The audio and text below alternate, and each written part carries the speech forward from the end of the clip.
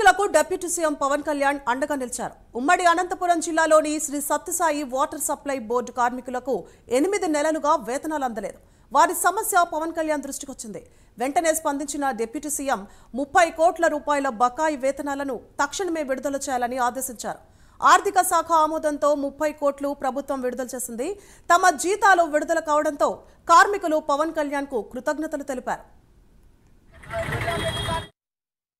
ఇదే అంశానికి సంబంధించి మరింత సమాచారాన్ని మా ప్రతినిధి నాగేంద్రనాథ్ అందిస్తారు. నాగేంద్రనాథ్, ఉమ్మడి అనంతపురం జిల్లాలో సత్యసాయి తాగునీటి ప్రాజెక్టు అలాగే శ్రీరామరెడ్డి తాగునీటి ప్రాజెక్టు సంబంధించిన కార్మికులకు 7-8 నెలలుగా జీతాలు అందడం లేదు. కనీస వేతనాలు కాకుండా కానీ మాకు జరగడమే ఇబ్బందిగా ఉంది, చాలా ఇబ్బంది పడుతున్నాం అనేసి వాళ్ళు ఆవేదన వ్యక్తం చేశారు.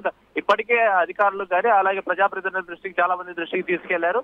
వేతనాలు ఎన్ని రోజులైనా ఇవ్వకపోవడంతో గత 7 రోజులుగా వివిధ రూపాల్లో వాళ్ళు ఆందోళన కొనసాగిస్తున్నారు. నిన్న కళ్యాణదుర్గంలో భిక్షాటన కూడా చేయడం జరిగింది.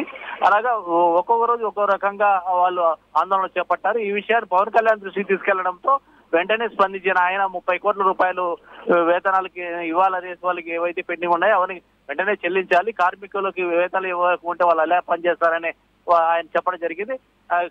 కార్మికుల పట్ల పవన్ కళ్యాణ్ ఏవైతే ఉదారత చూపించారో అలాగే జీతాల పట్ల ఆయన ఏవైతే వెంటనే రిలీజ్ చేశారో ఈ రోజు పవన్ కళ్యాణ్ దేవుడిగా వాళ్ళు భావిస్తున్నారు.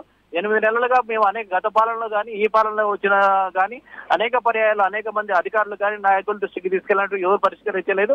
పవన్ కళ్యాణ్ గారి దృష్టికి తీసుకెళ్తూనే మా జీతాలు 8 నెలల జీతాలు వెంటనే రిలీజ్ చేస్తారు, నిజంగా ఆయన దేవుడు అనేసి కార్మికులంతా ఆశ వ్యక్తం చేయడం జరుగుతుంది. ఇలాంటి నాయకులు ఉండాలి, వెంటనే స్పందించే నాయకులు ఉండాలి. అది కార్మికుల పక్షాన ఇలాంటి నాయకులు నిలబడ్డం నిజంగా హర్షించదగ్గ విషయం అని కార్మిక సంఘం నాయకులు కొనియాడుతున్నారు. సువత. Right, thank you Nagendranath.